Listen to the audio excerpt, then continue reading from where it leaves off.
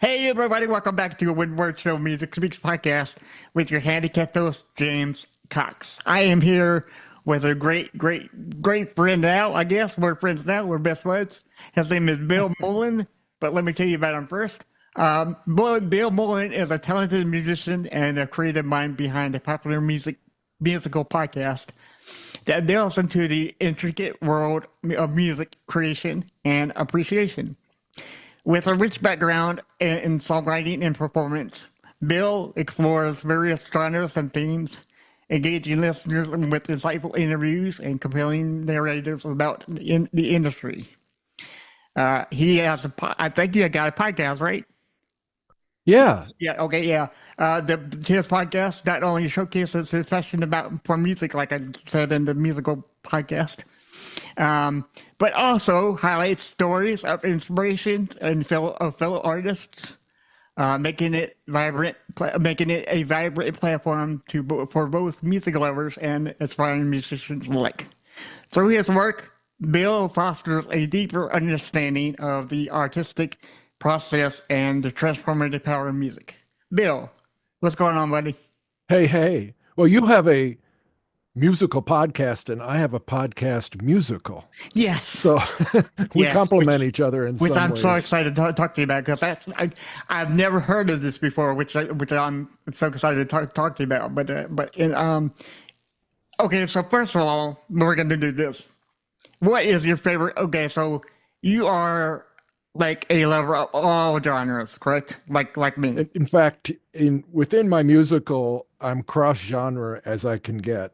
Mostly all formed into orchestral work. About, I would guess half of it actually is full orchestra, string and wind orchestra. I didn't get into any brass. Right. But yeah, there's times when there's hints of jazz and hints of electronica. So I have a fondness for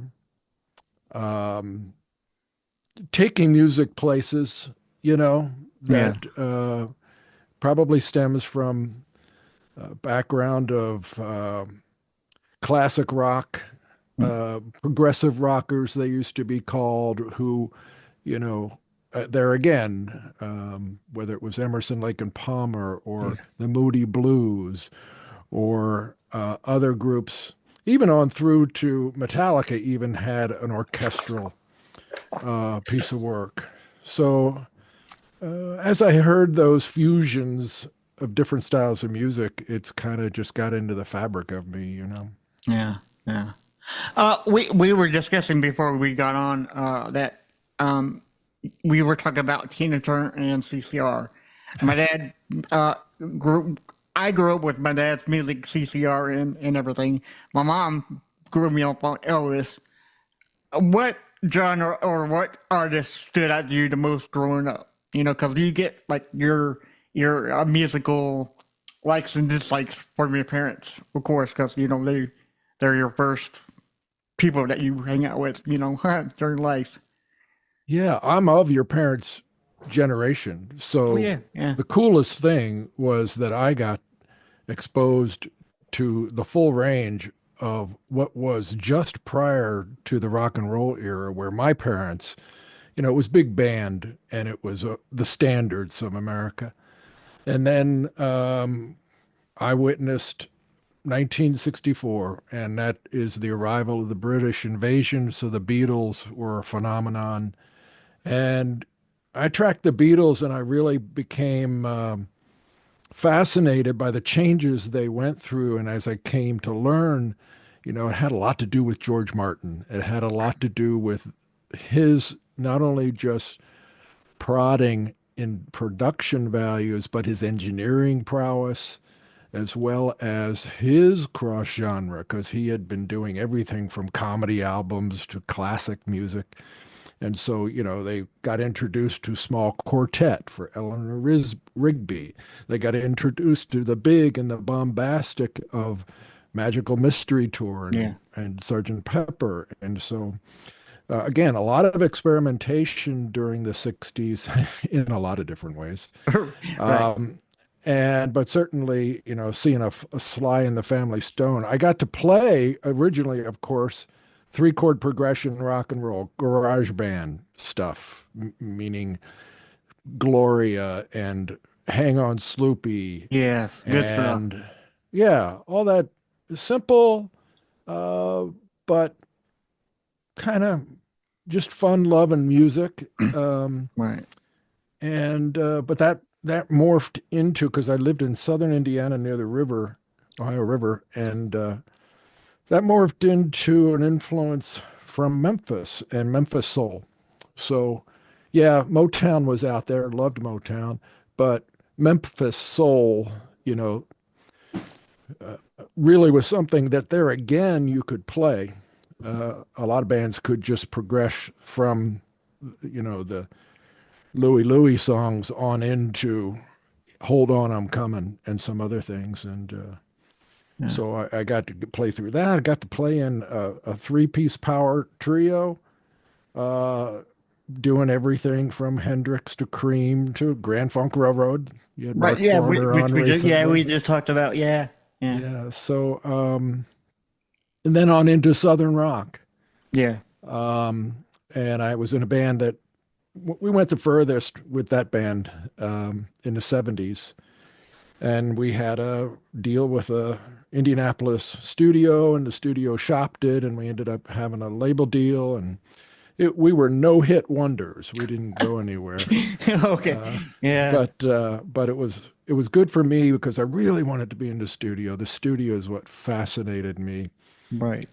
in terms of, if you think about that era, is when we went from documenting live music recordings into the studio itself becoming an instrument. And therefore, you ended up with guys like Alan Parsons, who, of course, was at the board behind Dark Side of the Moon. Right. Yes. And with experimental musicians, the studio engineers slash producers of the time really could take the sonic landscape new places. And so that, like I was saying, that was a major influence. Yeah. And eventually I got into commercial production, making music for advertising and or for what was called corporate music for training and all kinds of, new car rollout presentations and all kinds of things like that. But that also led me into program music and creating for um, television and film, uh, movies.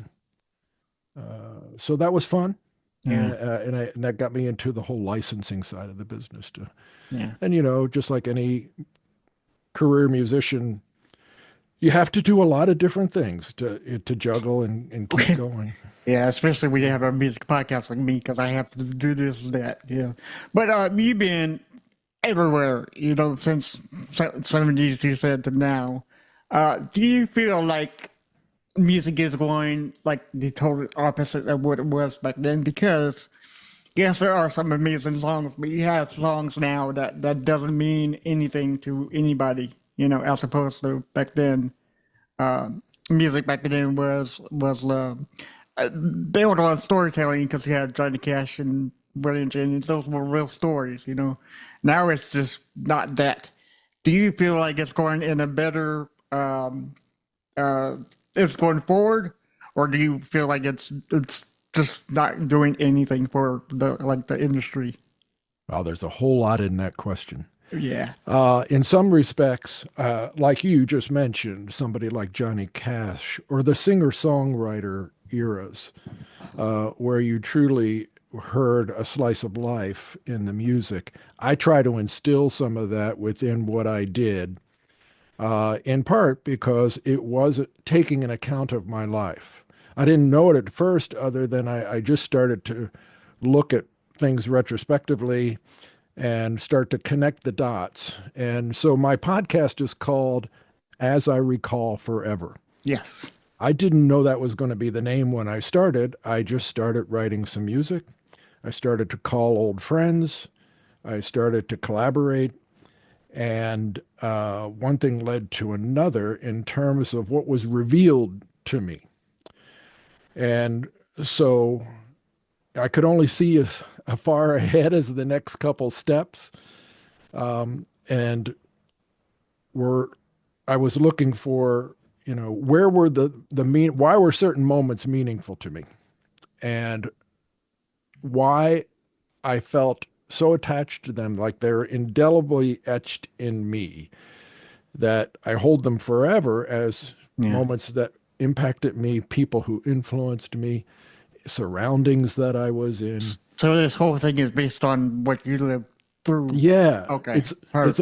it's a memoir Yeah, right. of sorts, but yes, it's my life, but I'm a very good bad example. So you Okay. can learn something from this. Um, and it's also meant to encourage others.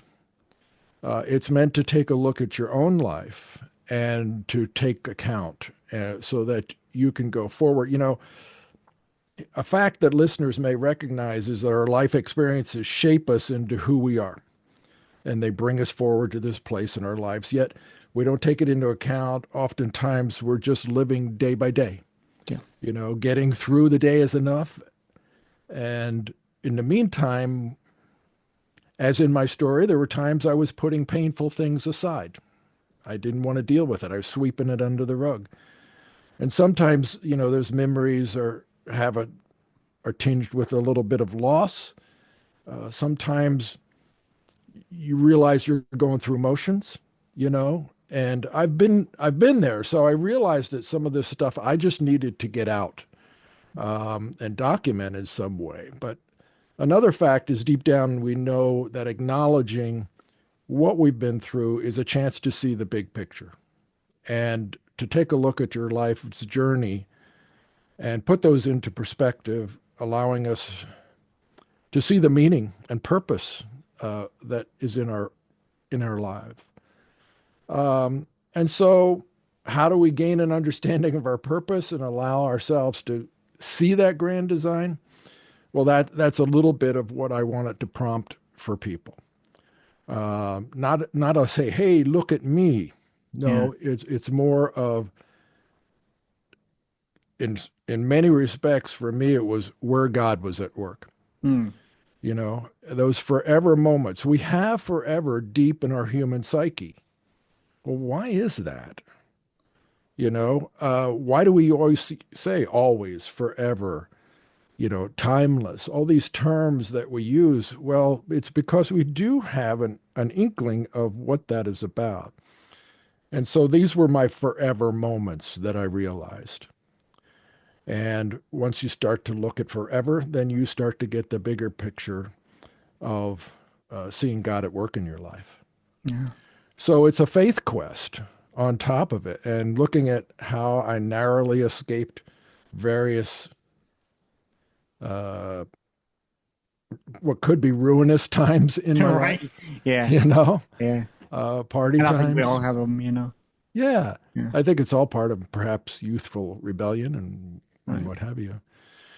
So yeah, I wanted to make this a journey also musically in terms of I called up an old friend who had been introduced to me, who was from Southern California, and I licensed his music into media as I was doing, um, and we both had a fondness for orchestration for soundtracks. And so he went to USC and studied film music, and I had studied commercial music to some degree, mostly on the job Right. as I got opportunities. And so I just had one ballot. It started with one song that I was co-writing with a guy who was in that band from way back when. He saw some of the stuff I was working on online and said, "Hey, I've got some things we ought to work together." And so a guy named Rick Flotting was the orchestrator. And I said, "I got a song that could use some strings," and he did such a beautiful job that we were both knocked out. And he said, "We've got to do more." It's like, Yeah. okay, I wasn't thinking of this actually being orchestrated, but Right. so that was the beauty of it. It really evolved. And at one point early in the sessions, I realized this wasn't a solo project anymore, that I wanted to make it something because it had taken on a life of its own. And I wanted to give it a name. I wanted to put this troupe of people together to figure out. So I was influenced in that respect many years ago in Chicago while we were doing some session work. Me and a partner who had this media music company. And at times we would need horn players and string players and what have you. Mhm. And there was a guy named Arnie Roth who we would hire as the contractor, and he would bring those folks together. And often it was some symphony folks, a combination of other folks. But at any rate, that section ended up primarily being the section that a guy named Chip Davis used for a group called Mannheim Steamroller. Yes. So Okay. a lot of people don't know that name today, but it became kind of an underground hit. It swelled up from, they're largely known for their Christmas music, but they were very known for integrating synthesizers into an orchestrated sound. And Right. that was kind of cool at the time. So here I got exposed directly to what that group was doing. And I kind of flashed back that to go, oh, yeah, I need to give this a name, something like that. And I came up with the name The Next Humanity. And The Next Humanity kind of, you might ask, well, what's the next humanity? And that's a good question. What is going to be the next humanity? Right. Because we're facing a lot of strange times, interesting times where, you have the digital onslaught, things like AI, and just the constant barrage of information coming at us. You have biotechnologies and robotics and AI and all of the things that are kind of, in some ways, folks see it as threatening, in other ways, Yeah. challenging it I at was the gonna very say it. least.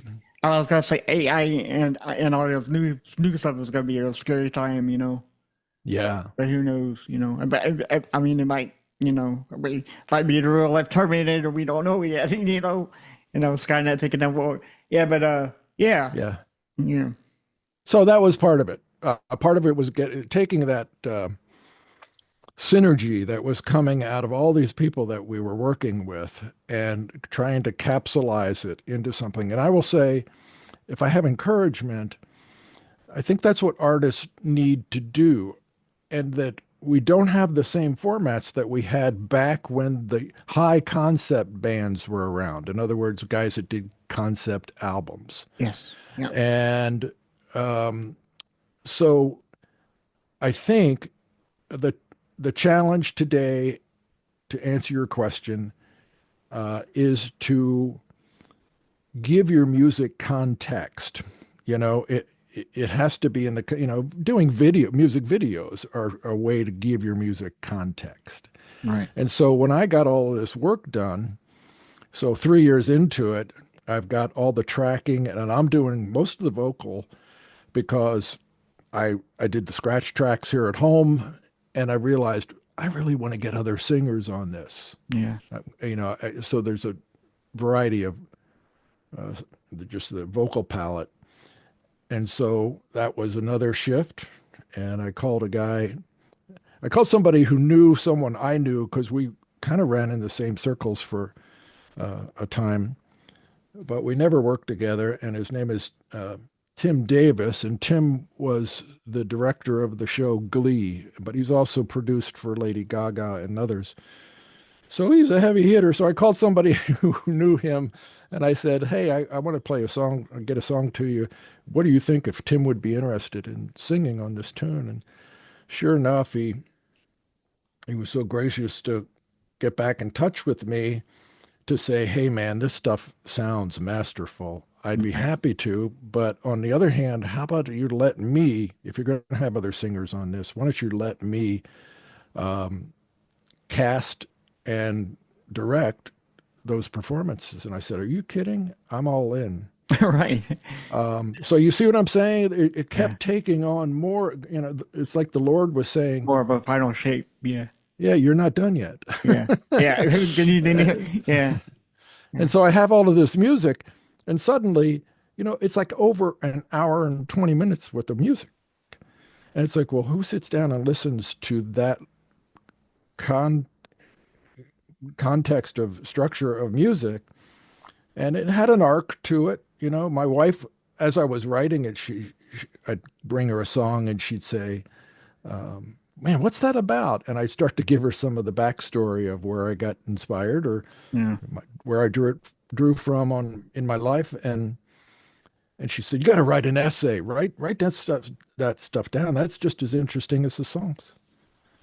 And so once we got the vocal tracking done, I realized, yeah, maybe I should take a cue from my wife. And suddenly my dilemma, the producer's dilemma of how do people don't listen in this short attention span theater that we have out there where it's become, the 3 minute, now it's the 2.5 minute Yeah. song, and pretty soon it's the 1 minute and 22 second song on social media. And you know what I mean? That it's all of these incredibly bite-sized. So I'm answering your question in in a long Yeah. way as far as my That's view right. on Yeah.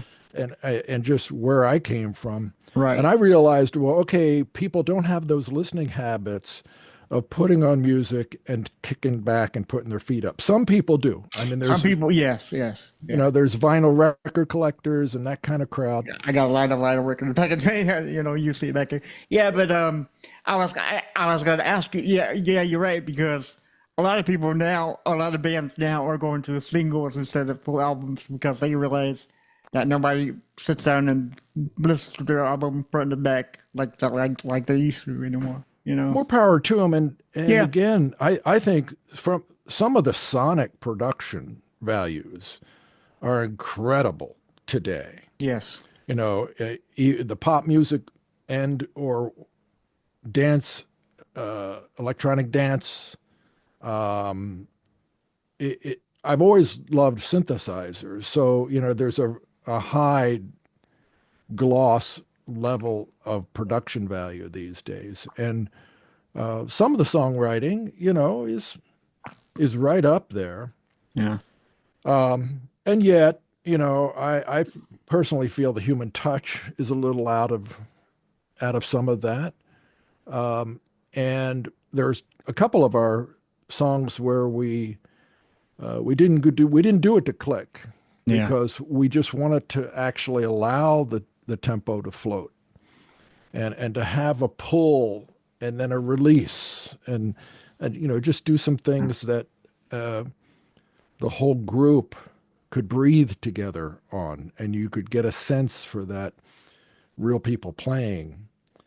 Yeah. And I do that. My favorite song in terms of fusion was one of the last songs called Everything is Spiritual. And I use a lot of synth arpeggiations, syncopations of the arpeggiations, and orchestration. And it does it's an interesting weaving of those two, not typically found other than sometimes in soundtrack work. Right. So yeah, I had a blast and made it into episodes Right. Yeah. because people do sit down and they'll binge watch or they'll take into Netflix or Apple TV or any of those formats. They will get into an episodic habit. So I thought, well, Right. let's try this because this hasn't, I've never heard of it being done, but maybe it'll give people some inspiration to try to forge the music into conceptual works Yeah. and put it out into that bite size level for people. Yeah. Yeah, I think that okay. So what we're talking about, everybody, is it is on a podcast. It's not on like he does have CDs you can buy, but this is the first time I ever heard of a musical podcast before. And you're right, a lot of people are now tuning into podcasting and listening into the whole thing front to back, as opposed to albums, So, Yeah. I, It, I, I think you've really hit a nail on the head, because a lot of people don't like watching musicals, they think it's hokey and stuff. But if you're listening well, to a yeah. musical, it's like, yes, I can get into it, because it's not all hokey Yeah, movies, they you know? they do think of it as High School Yeah, Musical, right, yes. or in Yeah, fact Glee for that matter. Glee, yeah, Don't Glee, I don't yeah. want to paint my friend into a corner in terms of No. his work from Glee because he does a fantastic Oh, range of yeah, things. yeah, I mean, and he's actually even acting in some movies. But my whole point was to say, yeah, it's not that style. It's a musical in terms of, yeah, there are serious Broadway musicals and there's other things. It's not all of that happy, happy, joy kind of veneer, right. which more power. I'm not against any kind of music if people enjoy it, if it's their thing. Um, but yeah, I think it was a matter of in the end, I did not write dialogue or anything. So it's more storytelling Hmm. with music, Right. you know. Yeah, yeah, Um, and so I think people could get, I think music people could get very inventive in those formats. And you think about bands like Rush yeah, and what they did in terms of creating almost fantasy level of entertainment. yeah. So yeah, I think modern musicians have a very big challenge. Music has been commoditized to a great degree, and the tech industry itself, too, has brought the opportunity for revenue Right. down to, in some ways, meager levels. Yeah. So the industry has that challenge of finding ways to add value to what you're offering. Yeah. Now, correct me if I'm wrong, but your band, the Next Humanity, brought all these visions of music to life. Were you correct? Is it the Next Yeah, Humanity band? Okay. yeah, Okay. that was the fun part, seeing it come to Yeah. life and seeing it um, grow from one thing to the next. I had gone through several stages. One was the guy I started with orchestration wise. He had a massive heart attack. Got a call from his wife, Mm. and I just broke into sobbing. I'd Yeah. never had that kind of dam break in my life. From my grandparents to my parents, we saw it coming, and you're kind of prepared in some respects, but to have somebody and you're working with Yeah.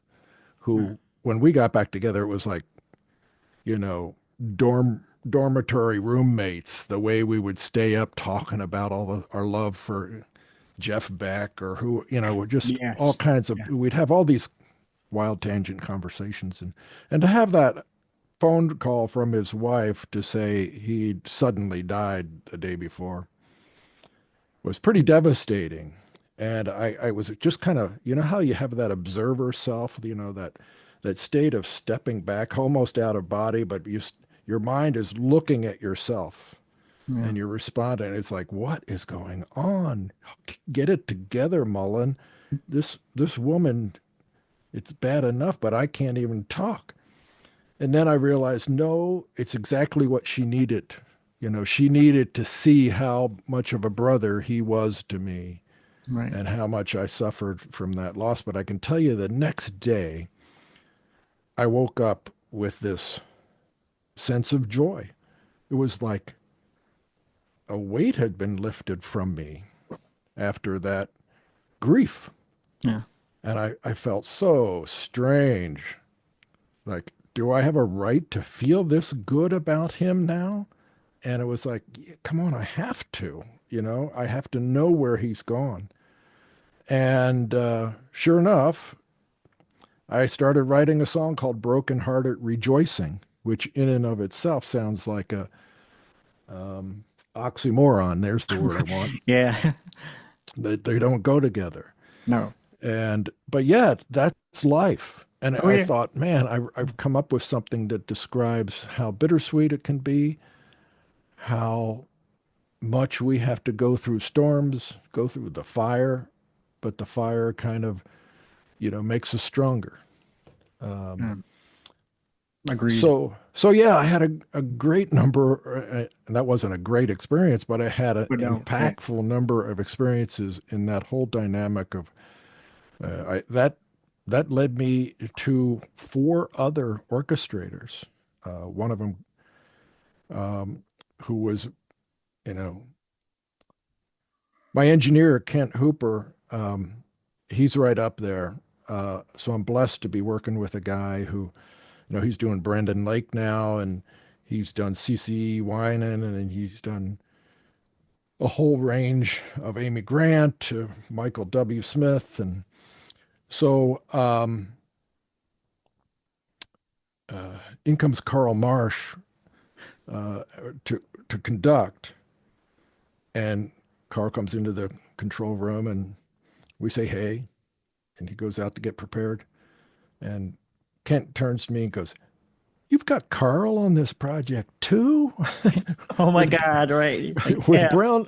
yeah, Back in the, you know 15 years ago, he owned this town with right. Brown Bannister and that whole crew. And I just happened to catch Carl at a time, and he didn't know me. I just contacted him and I said, "Hey, I've got this thing," and I was very influenced by some of your work. And I said specifically a song, and he said, "Well, send it over." And I sent it over, and he says, "I like it." And we were still kind of coming out of the pandemic, and Nashville was just starting to fire up, and so he had opening, and he did a wonderful uh, rendition of what I'd sent, which was just a piano vocal. So my point being is that that led me, other people were kind of coming to the rescue because of my loss of Rick. And so one orchestral guy said, "Hey, there's this guy over in England. You might want to meet Robin Smith, Robin A. Smith, he goes by." And Robin did a lot of work for Tony Visconti, who'd done David Bowie on through to a whole group of stuff. So he even has worked on Michael Oldfield, who did the original Tubular Bells, which was um, what was the name of the movie The Exorcist. Hello. Oh, okay. Okay. Yeah, it was the soundtrack for the original Oh, yeah. Exorcist, and so I get connected with him, and I share a couple things that I'm doing, and he took interest. So my whole point is, another door opened, and I ended up with a whole set of folks that Yeah. were additional collaborators through this process. And I think that that's an important part of what goes on today. I know that collaboration happens almost by way of some of the labels and and management companies wanting to see the very best product produced, Right. so that Exactly. the more people you have involved, the more synergy, the more energy, the greater than the sum of the parts phenomenon happens. And so, yeah, I got to experience some of that. Nice. And now it's a matter of, seeing where it goes. It's kind of like putting a kid into the world after going, sending them off to Here college, you and go. go, Yeah. "Okay, kid, Yeah. Let's go go. do Yeah. something." Yeah, well, I hear a very good thing, and I would say one of my favorite songs from your the podcast musical is "Moving Day." But Yeah. that sounds very personal for you. It's like a deeply personal journey for you, right? Moving Day. Yeah, thank you. It's almost too melancholy Oh in some no, yeah, respects. I kind of go, I don't know, this couldn't be a hit yeah, because, it's a little too much of that. But most definitely, Moving Day is a little bit about upward mobility in our lives. I mean, you wouldn't hear it necessarily, so I'll give you that backstory. yeah, We in modern, I would say, over the course of my lifetime, we've seen a lot of movement people having to accept a job and it happens to be across the country and they uproot Yeah. and they move versus, there was a time in, I would say, during my your parents' generation where pretty much the neighborhood became your frame of reference and you often lived there or around those parts. Yeah. So yeah, Moving Day has a little bit of that in it, but it really also happens to be a Pat Metheny song. So he gave me permission for adaptation, and just sent a demo. And Pat happens to. I'm in Kansas City now. I moved here 5, 6 years ago, and he happens to be from here. I've met people, and one of his friends got me backstage when Pat was in town. So my music is very influenced by him over the time that he forged a lot of genre breaking. Like, is he a jazz guy? Okay. Oh, is he orchestral? Is he intimate? Acoustic guitar? Or is he prairie Americana? Is he? Right. There's a lot of things that Pat embodies, and I it's strange because I got led to a guy by the name of Pat Coyle, and I knew of Pat's music in 90s into the 2000s, and he had some Sheffield Labs, which used to be a vinyl record production company that had high audiophile level recordings, and Pat had a couple things out, and they were produced by Lyle Mays, which is Pat's cohort as a keyboardist. And so through somebody, introduced me to Pat Coyle, that is, and I go, man, would you help me out? Because I really want, my piano is at best a composer's piano rendition. And so he really helped me out by leaps. And so we have a jazz influence um, and yeah, it just gave it more texture. Mm. And so Moving Day, it's one of my favorites too, Yeah. from a standpoint of getting it's really that moment when you're all packed up.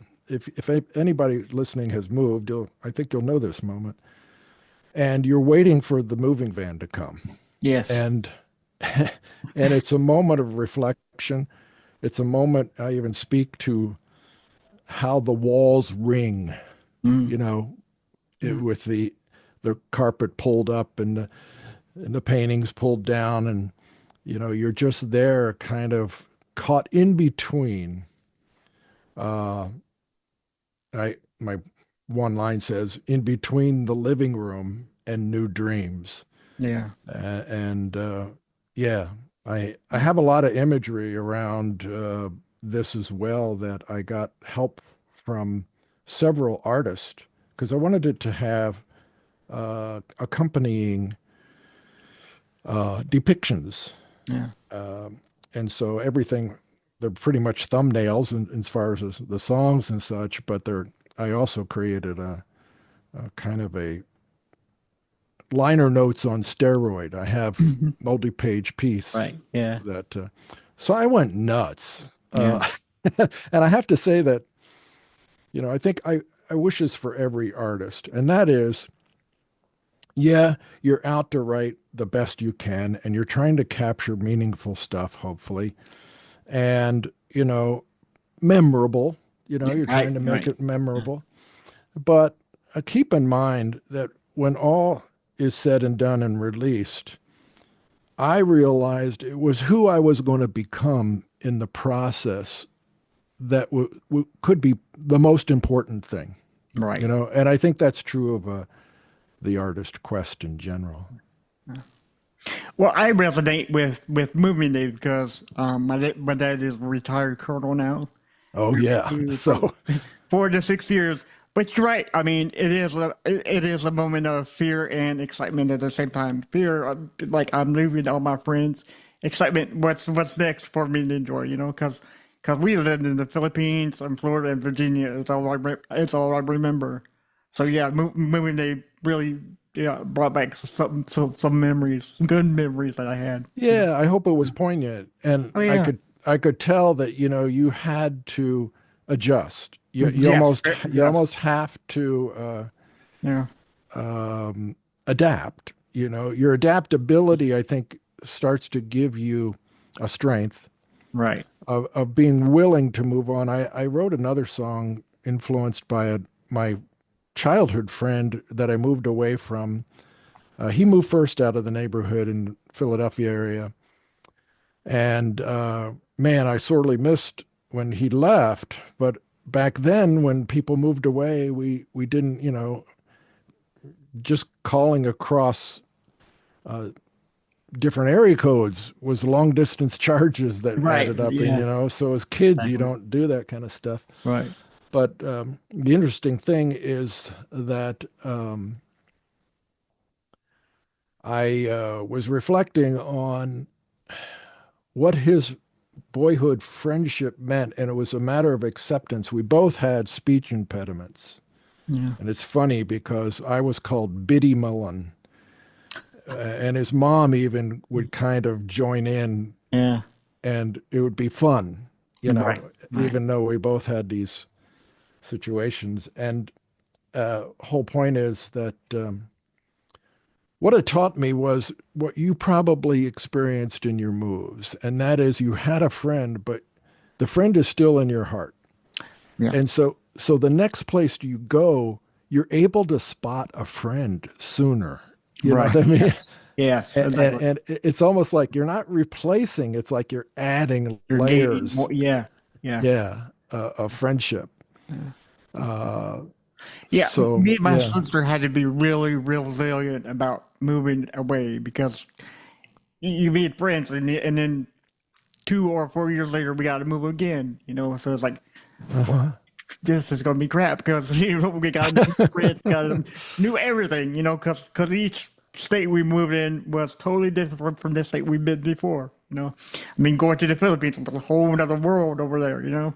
As opposed to United States. Yeah, so we had to be really tough and resilient, and I think my dad and mom could see that we had it in us. Yeah, it's strength building. That's for Right. sure. Yeah. Yeah. Yeah. Yeah. Yeah. So besides the song "Moving Day," that was deeply personal to you. Is there any other song within as I recall, Forever album that resonates with you most in your life journey? What Yes, really? yes. Okay. And let me say this. So as I got these things put together and I kind of saw an arc to it, I could put together some dramatic curve, some sense of beginning, middle, end. That was again rewarding for me. Um, and like I said, I wasn't sure, how this was going to end up. There were times when I'm saying, "Hey God, when are you going to be ready to help me here?" And the answer always was, "Well, when you're ready." Right, exactly. you Yeah, know? yeah, So I get through and I realized, okay, I also want to put a narrative to it. So I took the essays and I started to hammer a narrative to it. And then once I got the narrative to it, I'm getting ready to release it. And um, I realized again, through something a friend of mine said, he said something like, man, what you've got here, you could do like a conference and you could help people with all these different, sometimes there's issues and sometimes there's just life lessons and what have you. And I sat back and I said, well, what is he talking about? And he's talking about what resonated with you with moving day, for yeah, instance, that yeah. it brought back a memory, but it also brought back how that memory shaped you Mm. and how you became, what you are today, kind of a warrior. Yeah, And so, um, I realized all my songs had some level of hope in them. And I realized that some of them were lessons. And I'm being brutally honest. If you're going to Yeah. do this, you have to learn how to take truth serum Mm. and question, was that a convenient memory? Or is that really the way it was? I went and would call my sister on some things. Yeah. And so yeah, it's a good way to shake out, am I being honest with myself? Right. But in the end, I realized I had these outcomes in mind. In other words, that it could come with a warning label that with taking in, as I recall, forever, yeah, you'll be entertained, but we hope there is more to it than escape from the noise of the day or whatever, that you may find an escape not from, but to a new perspective on your life. So some of these tunes, in fact, all of them now have a That's bit what I mean. Yeah. of something that we hope, even if it's just the first, as I recall, forever, being able to recall your own forever moments, being ready to assemble flashbacks into more deliberate details of what your makeup is all about. And then, so I've harped on that long enough, but getting an understanding of tragedy and trauma. There was one particular set of songs, a little suite within this, and it has to do with I was in an auto accident and it was a fatality and a woman died. And so that threw me into despair. Right. Yeah. And it led me to bankruptcy. Mm. I had a civil suit against me, wrongful death. Mm. And what happened, though, is a couple years passed by.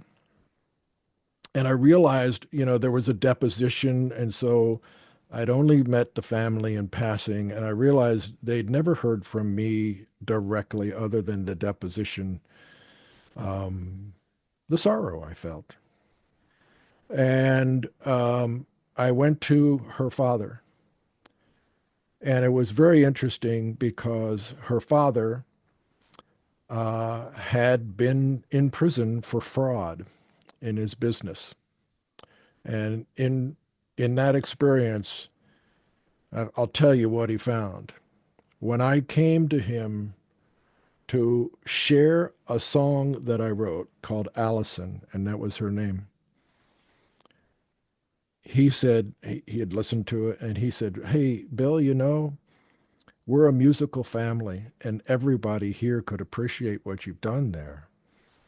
He said, "But I want to tell you that you've you've already been forgiven." Yeah. And here I'm thinking, come on, this is something that was unforgivable. I'll carry the sorrow my whole life. Right. But here's a man telling me, you've already been forgiven. And it's like, how could that be? Right. The next thing he said, James, was, now it's time to forgive yourself. Mm. So Mm. when he said that to me, I suddenly had my guilt lifted. And I was saying, how could he possibly be that loving and forgiving? It's Yeah. the love of a father. It's the love of the Father. It's the love of Christ. I mean, Exactly. literally, Yeah. if you think about that, I've I've already forgiven you. Yeah. Who is that talking? Right. Now it's time. And that's the second part of anyone healing and trying to get past anything they've done, wrongs they've done in their life, or even how they can get over a healing from wrong done to them. You know, now it's time to forgive yourself. Yeah. It was the punch that was the punchline. I do have a question about that. So when you heard you're already forgiven, was it difficult for you to forgive yourself? Because sometimes that can really tear somebody up. You know what I'm saying? It's very very Most hard to definitely. forgive yourself for something you thought. Yeah. I was suicidal Okay. at one Okay. point. I heard a radio report a traffic report that somebody had driven into a bridge abutment.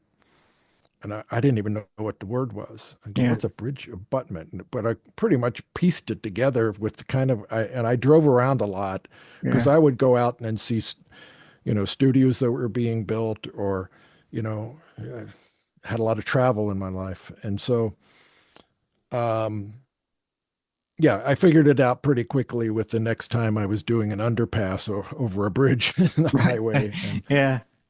and my mind went there, as a way out, and that was another remarkable time because during that period, I came home one evening, kicked my shoes off, and put it on. We have a stairway right by the stairway up to the bedrooms by the door, and I put my shoes there. And later I went to get my shoes, and my young, just past toddler son, there were his little sneakers stuck inside my shoes. And I just looked at that and I went, I don't know how that happened. You Yeah. know, did Right. he think to do that? But Yeah. it was a sign. It was a Yeah. sign that I got to be here for him. Yeah. And it was a sign that, you know, um, he'll fill my shoes. And so I guess I was, yeah, there again, music brought me through this stuff. yeah. Right. Music was healing, and music can be cathartic. Totally. And I guess part of what I'm doing is encouraging, compelling people, if they have anything in their lives to work through. I also have a fun song. On the other hand, I have some other amusing songs, but one of them, it's kind of fun because it delves into it's called the Requiem for the Miserable Artist. And so it's about Yeah. that tortured artist syndrome that we get into, why aren't I appreciated? And what do I have to do to, all that kind of thing. And a lot of it's about giving that up. Right. So Okay. So here's a question I just thought of. Have you ever, when you're going through the whole writing aspect of this musical, right? mhm. How much did you think about how much this is helping other people? Bringing back their good memories and fun memories, and because I know, like you talked about suicide, Yeah, and yeah. music brought you back. Do you ever wonder how much this is helping other people, like not commit suicide on you know what I'm saying? Yes, I Okay. hear Yeah. what's interesting is that I didn't start out with that intention. Okay. Okay. I think that was revealed to me over time. And again, that's what I hope my art ends up being, a greater conduit to the creator. The reason why I can be creative is Hmm. because the creator is I can plug into the higher power. You know, it's interesting. I just met a guy who's in the electrical business, and we got on this discussion. I said, it's kind of like, the Lord is a higher power that we can't begin to handle. Right. In other words, we need a pretty big step down transformer. Just Right. otherwise, it would blow out every appliance Yeah. in Right. our house and blow our minds. Um, and so there's so much. I think if artists were to uh, take a look at that flow they get into, to take a look at being inspired. Well, what is that? That's in spirit. And so you can't help but, you've heard people say, man, that song just wrote itself. Yeah. Or you hear Or artists that took say, like 10 minutes, right? Yeah. yes, Yeah. yeah. And it's funny because some of those are the ones that they were least expecting anything Yes. from those I, songs. I hear that. Yeah. Yeah. I hear that all the time on this podcast for sure. Yeah. It's almost like they get themselves out of the way. And I think that's what the Lord wants. Get your freaking ego out of the way. Right. Just Get let it write itself, you know. get your posturing out of the way. Get um, get the facade. You know what I mean? And um, obviously, we're in show business, and obviously, we're in a business of individuals that have to put themselves forward. But I think audiences respond to the most real they they witness. You know what Right. I mean? Yeah. That if you don't have that. On the other hand, there's such a celebrity culture fascination Yeah. now that it's kind of sad because people, regular people, are taking on that celebrity nonsense. Right. But bottom line, I think for artistry's sake, I think you have to, um, the other side of that, not having that false front, is to also, what was it Pete Townsend called it? The eminence front. Okay. Yeah. It's an eminent front. It's a put on, was his words. At any rate, you also have to, that we put up those same things to protect ourselves. Yes. You know what I mean? So it's posturing and protection that we really have to come to terms with to be free. And, that's part of, so when you ask me, did I have it in mind to help people out? I will encourage any writer out there to use their personal reservoir, but also to look at how you can reach a niche of audience. How can you define um, someone that this a song will resonate with? Sometimes that can be, like I said, sometimes it can be premeditated. You can Yeah. have it, Yeah. design up from that perhaps. But other times it just has to come out of what you're doing. And I use the term of why should the audience care? Mm. Yeah. And if I keep that in mind, then it's a matter if they're going to care about if they see caring, if they see that if you touched something about them. Um, so yeah, Mm. um, I would encourage, there's so many different, that's what creativity is. There's so many different paths to getting something that is resonating. Yeah. So I have some fun, three more questions for you. I hope they're fun for you. Um, Yeah. Okay. since we talked about them, I want to ask you this. So I do a usual this band or that band. Okay. Now we Okay. mentioned the Beatles, so I'm going to toss that in there. So who do you like to listen to more? Is it the Rolling Stones or the Beatles?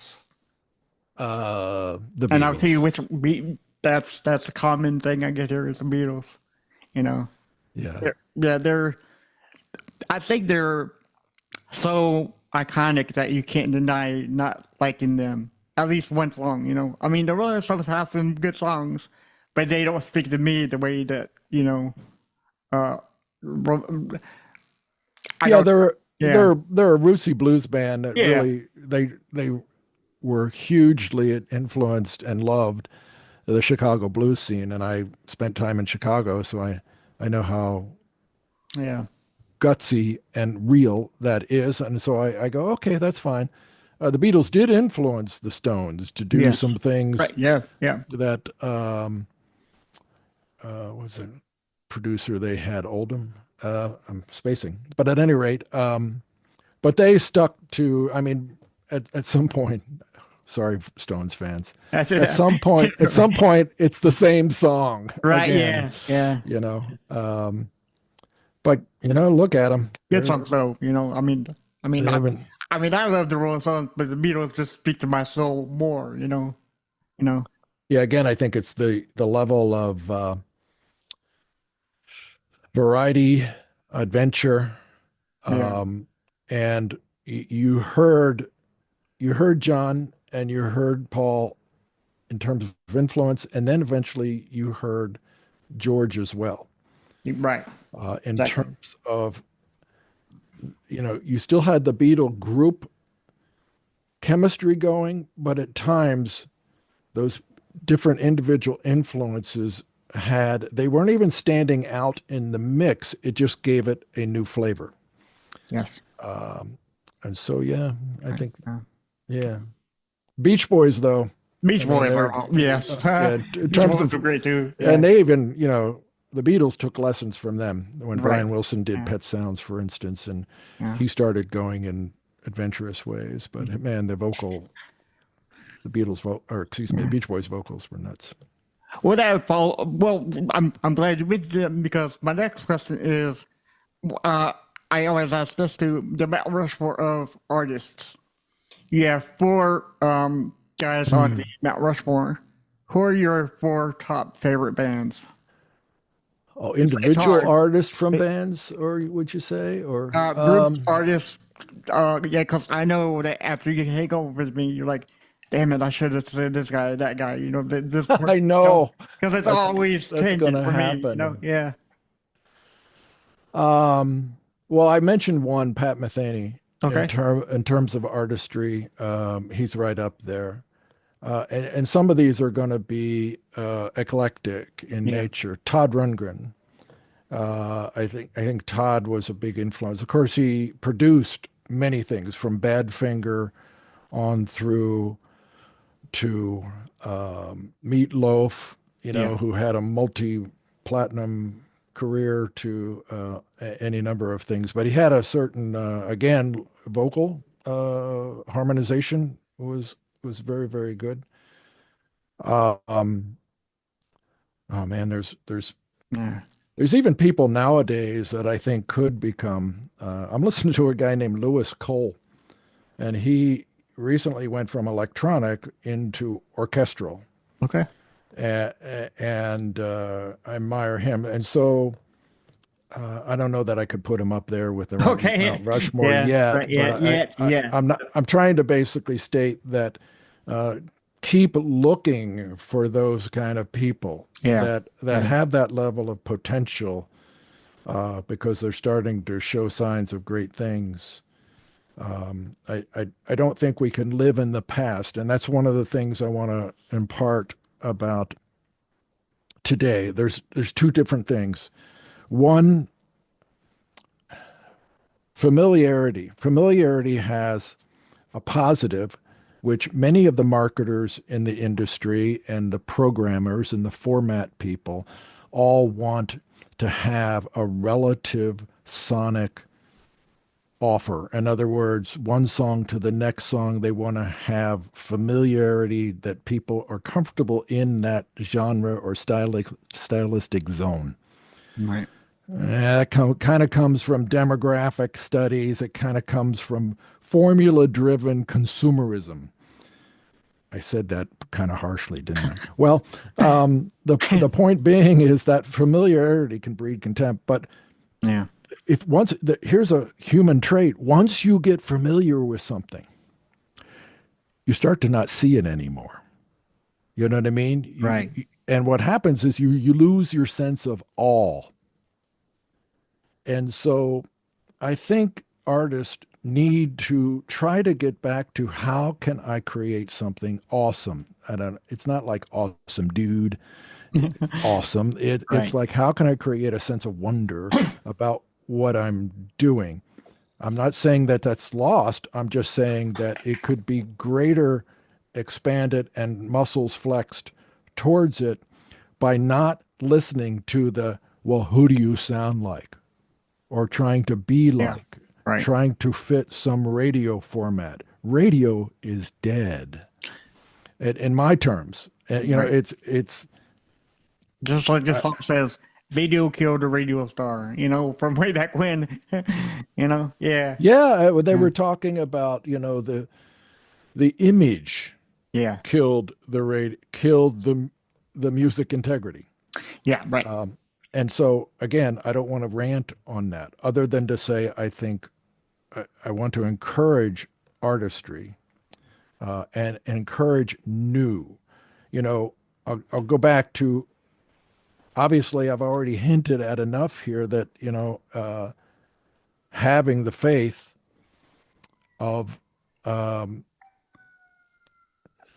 the, how do I put it in a way that, well, it's the living Lord. You know what I mean? Yeah.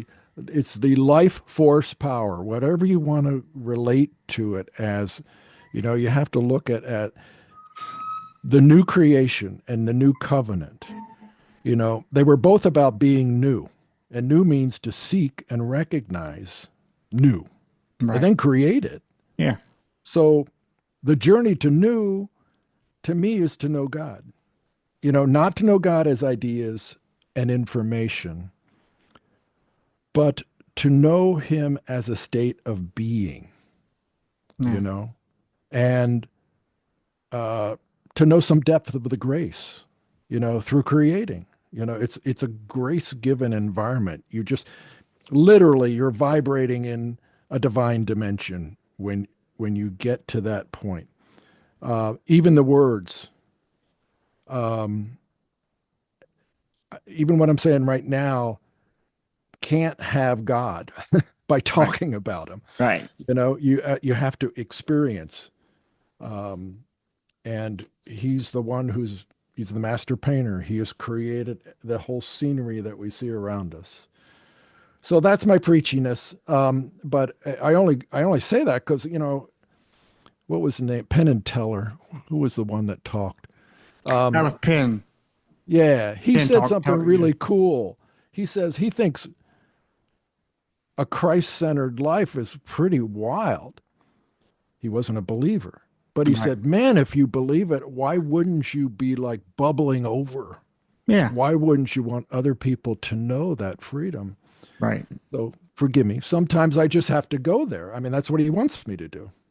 Um, to and that's part of what was reinforced in my whole venture with this. So of course I want that for anyone, and I want their artistry to be a place where they know that there's more to it than just themselves. Right. Yeah. Two more artists that you like. Oh wow. Yeah. You gave us Yeah, two. we didn't get Mount No. Rushmore completed. It's fine. Yeah, Yeah. Yeah. You're all good. Yeah. did we? Oh my goodness. I liked Joe Jackson. Okay. Again, I often have these some semi-eclectic characters. Right. If I was going to have them at a party, that I mean, it would be like a Joe Jackson and Todd Rundgren and Pat, and I think they might even all get along. Yeah. Um, One more. one more. One more of your favorite Um, artist of all time.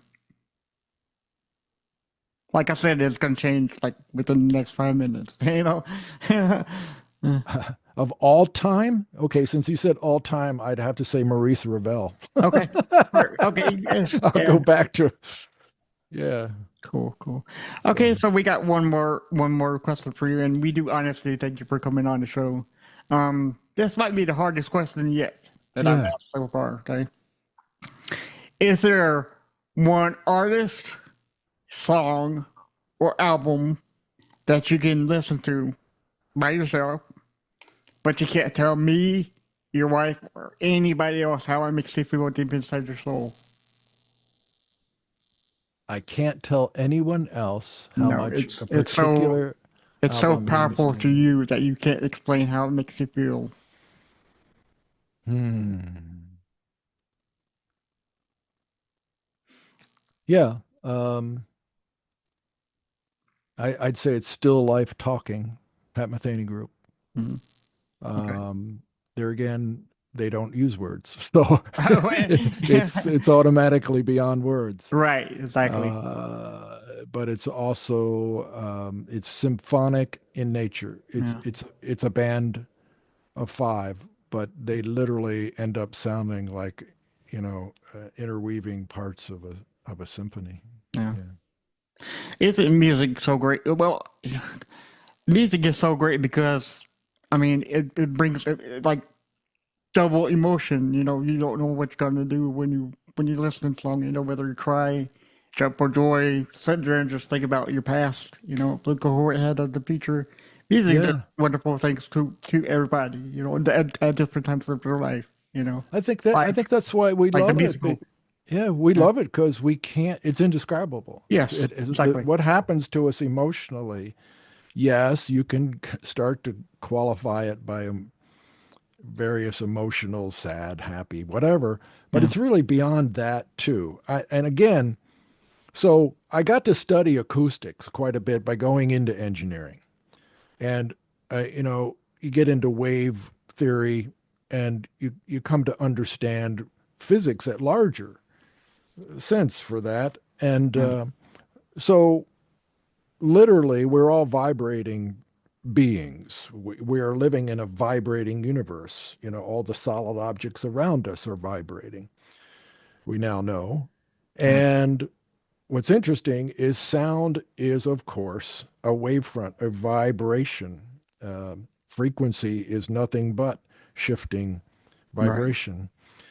And so it's interesting. I was talking to a guy who's not in music, but he was explaining the music experience, and he said it just gets deep down in us. You know what I mean? That literally every, and it's called in physics, it's called Yeah. sympathetic vibration. Right. And that is where, by one initial sound being struck, that things around it will vibrate. Even this room, as I speak, is Yeah. vibrating with Vibrate. my Yeah. voice. Right. And so that happens to us, and it happens on a very deep level, you know? And Yeah. that's where the indescribable part comes from. And I Right. think I think it's soul deep. That thing that people sense, call it your instinct, call it your intuitive nature, call it your ESP, call it, Call it you know, whatever you want. call Right. it your soul, Right. Yeah. Yeah. and music gets to that. And sometimes I think the closest thing that gets there at times is poetry.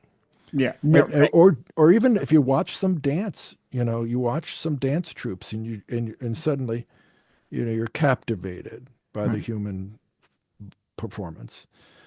So yeah, Yeah.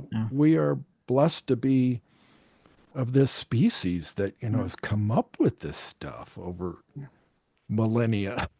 Right. Yeah. Well, if you really think about it, everything is music. You got the birds Oh, chirping, the breeze blowing your hair. It's everything is. I appreciate you saying that Yeah. because I think if more artists were to realize that the soundscape around them is all part of their their role in the universe, you know what I Right. mean? Yeah. And yes, it can mean imitating Yeah. sometimes those types of things. I think in the modern world and mechanism of the modern world, we get pretty wrapped up in our own man-generated sounds. But yeah, Yeah. yeah, I think it's a matter of stepping back in order to see that. Right. And There's a great quote that I think you know of. It's like music is everywhere you look for it or you feel it because yeah, it is. And I think that's yeah, like the greatest quote ever. Besides when words fail, music speaks. But yeah, yeah, yeah, yeah, we did hit that subject finally, didn't yeah, we? yeah, we did. And yeah, I appreciate what you're doing in terms of raising consciousness and hearing artist viewpoints and uh, getting elevating an appreciation of music. And it kind of comes back to what you were saying about modern music. I like I say, I think there's music being produced as good as ever. Yeah, Yet music has been commoditized because it's everywhere. So people don't have an appreciation for it because it's just there. Does yeah, that make sense? yes, It's at the music, it's at the grocery store, it's in their car, it's everywhere. right, And so sometimes they don't bring themselves to a focus point and I think we're going to see some things in terms of that multitasking, uh, a- attention deficit that's sneaking into our lives by I called it the barrage of info coming at us. Mhm. I think that we're going to be consciously making efforts, and it may have to happen in maturity. In other words, once you get past the, Mm. you know, uh, devil may care period of time where, you just Yeah. let things happen to you more than you're creating Yeah. things. But at any rate, that's what I hope. Yeah. Um, so to have a greater appreciation for Right. music. Yeah. And I do want to say something before I let you go. I'm so glad and respect of music totally because you said that music found you when you were in your darkest times, and music saved you. And I just want to appreciate you finding music for you to save your life because if it wasn't for that, we would never be talking. I would have never met you. And I think that's really special and powerful that you're still here. Well, thank you. Yeah, Yeah. yeah. I think that I want more people to look at their lives in that respect. Yes. That they are one of a kind. I have a song called One of a Kindness, Yeah. and it's somewhat about what's going on in our society in terms of polarization. Mm. And everybody's kind of ready to jump, Yeah. at the chance of let's debate. Okay, now let's just rip each other apart. Yeah. We have The opening line especially of now, that is the politics. opening line of that is my friend hatred thinks the cure to shouting is louder shouting.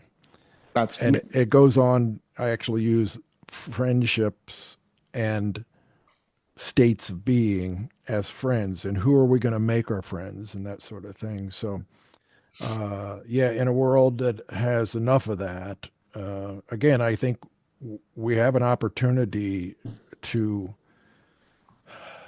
kind of break ourselves free of that knee-jerk reacting to the world, and that's why I call it one of a kindness. Look at everybody as one of a kind. Look at people. Don't think of people within like a category, because once you do that, then it takes away your chance to get to know the individual. exactly. Yeah. Uh, and so once you get to know the individual, then you understand, well, everybody deserves kindness. Everybody deserves respect. Everybody deserves honoring who they are and listening. Hmm. And, it can happen at the checkout counter. It can happen behind the wheel where we started that conversation Yeah. today. Yeah. Yeah. Yeah. Yeah. So, Especially with drivers. yeah. Yeah. Yeah. So. All right, so everybody listening, you can find Bill Mullin's podcast. As I recall, forever, it's on Apple Podcasts and Spotify and everywhere you get Yep. podcasts from. Yep. iHeart.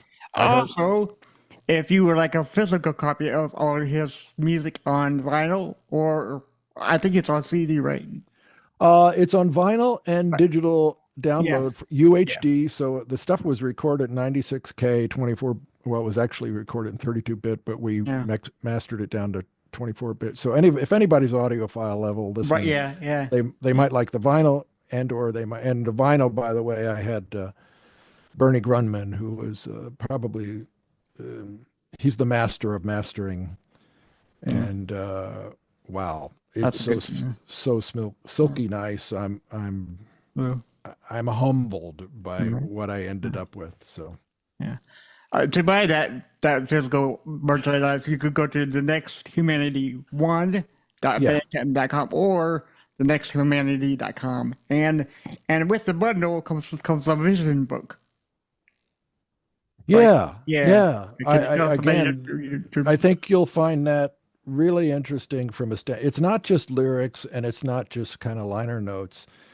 It's me and interjecting a lot of inspirational relative quotes from others and other uh, sometimes truisms around some of the music. yeah. So Yeah, and a list of all the people who have influenced me. Yeah. So you All can right. Yes. read to your heart's delight. There we go. So we do honestly love you and thank you for coming on, and we welcome you I love you anytime too, back. James. Yeah. You know, in a very short time, you know, it's easy to have an affinity towards what you're doing, and I'm privileged to be here. Oh, thank you so much, sir. Done We this. we honestly love you here. Well, And let's come thank back you. anytime. You know. Let's stay in touch. And Oh again, yeah. if anybody wants to be in touch with me in Yes. terms of talking about how can I give context to what I'm doing, you'll see it the label name SIG Music. You'll see a number of folks that I've worked with, Yeah. and try to get some differentiation but distinction. And yeah, I'm Yeah. open to talking to Cool. anybody. Cool. All right. Cool. And with that said, everybody, thank you for listening, and always remember when words fail, music speaks. Bye, guys.